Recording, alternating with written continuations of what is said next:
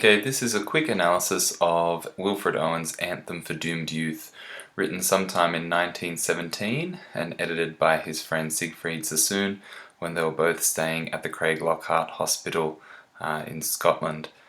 Wilfred Owen had been to the front in France and he had seen firsthand the horrors of war, and it was during his treatment for shell shock at Craiglockhart where he wrote many of his war poems. So let's get straight into the analysis. We start off with this title here with Anthem. An anthem obviously usually pertaining to a national anthem, something that is sung in victory and something that is sung to unify people. We have the ironic use of the word anthem here in that it's not an anthem for a country but rather an anthem for doomed youth. We have the assonance of that oo sound, which adds to this tone of despair that comes through the whole poem. The fact that it's not an anthem for a particular nation as well is also particularly pertinent, given that World War I was one of the first wars that was fought along the lines of nationhood. We have here in our opening line the rhetorical question, what passing bells for these who die as cattle? Passing bells refers to the funeral bells, or the bell in the church chapel that a sexton would have rung to indicate that someone had passed away. And so Wilfred Owen is asking what will be used to memorialise and to remember the fallen soldiers. As I said, it is a rhetorical question. It's a special kind of rhetorical question called hyperphora, which is where you pose a question and then immediately answer it. Obviously here we also have the simile comparing the soldiers to cattle, to cows, but here significantly it's not the whole soldier but rather just their death that gets compared to cattle. So the soldiers can still retain their dignity whilst the way in which they die is quite ignoble and not particularly great.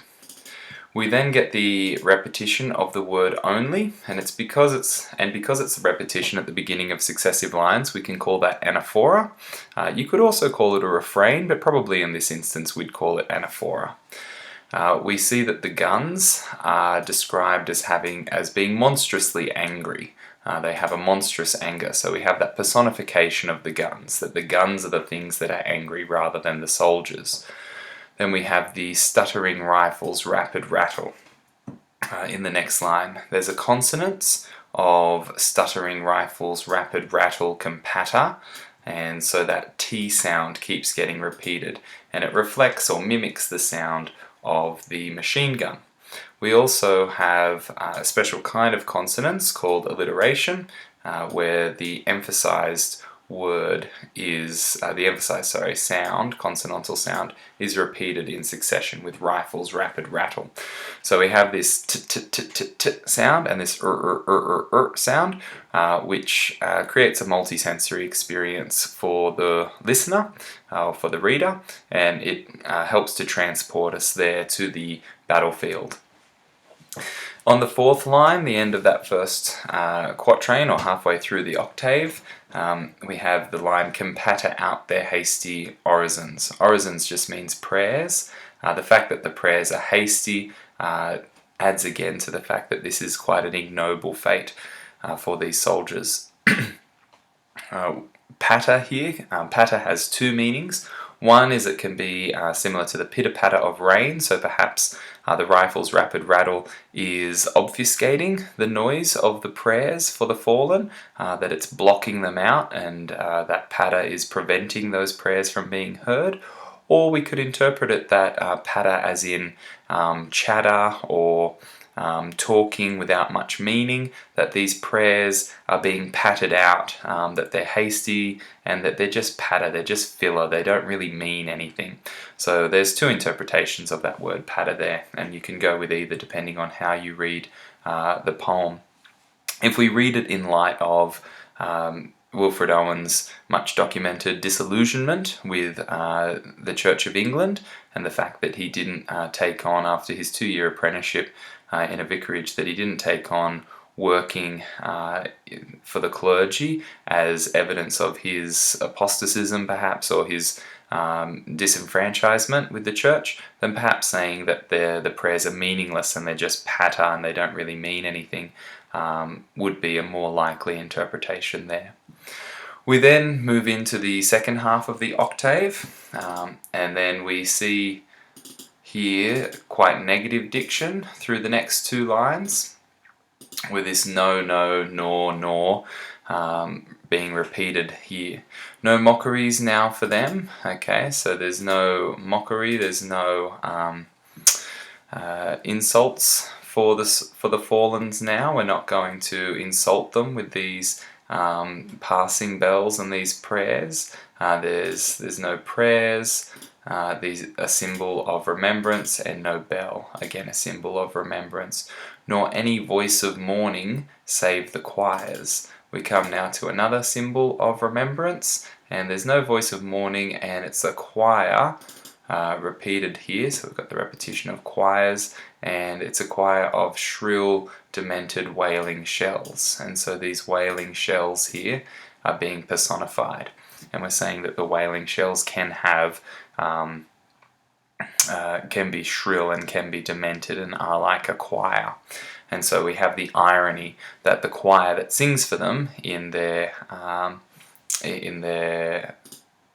dead state, in their state of death, is the shells, the very things that have killed them. Then we have the bugles calling for them. You could say that that is personification, but really it's a bit of a dead metaphor, because bugles do call. That's just an attribute that we've attributed to bugles. And then we have the sibilants, another special kind of consonants, a special kind of alliteration, that sibilants of sad shires coming here at the end of the line. Again, it's personification of shires. And it's the idea that these bugles are trying to call the fallen home, and again there's this bathos or irony that they will never be called home. We then move from the octave, the first 8 lines, to the sextet, and usually there would be a volta in between an octave and a sextet in a Petrarchan sonnet. And indeed that's what we find here. We move from the battlefront to another example of hyperphora, a special kind of rhetorical question, that hyperphora, where we're asking a new question. What candles may be held to speed them all? Candles, symbolically significant again. It's something that would be lighted in a Christian context for the fallen, to remember them, and candles also here symbolic of someone's life. A candle has a set amount of time to burn, and then once it's burnt out, that's the end. But it's also something that can be snuffed out early, which is what happens to these young men when they go to the front. And just here, I'll just mark up in red that is a rhetorical question or hyperphora. So what candles may be held to speed them all? And then we hear, not in the hands of boys, but in their eyes. So we've got this juxtaposition, or just this comparison between hands and eyes. Not in the hands of boys, but in their eyes shall shine the holy glimmers of goodbyes. So we've got the alliteration of that plosive B sound being repeated here, and then shall shine. Again, we've got that sibilance of that SH sound coming through, that sh sound. Shall shine the holy glimmers of goodbyes. And I guess as well, just note that we've got this glottal alliteration of g. Shall shine the holy glimmers of goodbyes. So I think here the big thing to note in these two lines is the contrast between hands and eyes, and that we, in remembering the fallen soldiers, it won't be what they do, but rather who they are and their identity, and the fact that these young boys are crying that we're going to have a true farewell, and it's in the hearts and minds and memories of those who loved the fallen that will really be able to memorialize them and remember them. We then move from boys to girls in the final 3 lines. The pallor of girls' brows, so just the paleness of girls' brows, shall be their pall. This is a metaphor. A pall is a coffin covering, and would usually be a shroud at this point in history. and that the fact that the girls are looking quite pale and quite sallow and quite pallid in their brows, in their foreheads, that's what's going to be the thing that covers their coffin, and that's going to be the thing that helps us to get through and memorialize these fallen soldiers. We again have the symbol of the flowers, of a symbol of remembrance in the flowers, the tenderness of patient minds.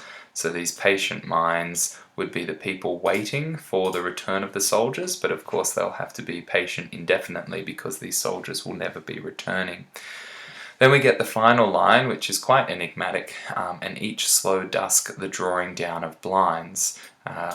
Quite obvious that we have this harsh D sound, which has a sense of finality to it, the d, d, d, that sort of deadening sound, and each slow dusk a drawing down of blinds. You could even add the consonants of that, blinds. Obviously, when we draw down blinds, it's the end of the day, and not only are we drawing down the blinds on another day, but perhaps we're drawing down the blinds on the lives of these young men who've gone overseas and have given their lives in World War One. We also have a sense in which we were leaving the blinds open in hope that they might return, and now as we draw down the blinds, we're reminded that probably they won't return. It's more than anything else, it's a solemn gesture, and it's a gesture of almost hopelessness, that we're giving up this idea that people are going to return from the battlefront and come back to Britain. So that's just some of the techniques that we can talk about and a little bit of interpretation of Wilfred Owen's Anthem for Doomed Youth.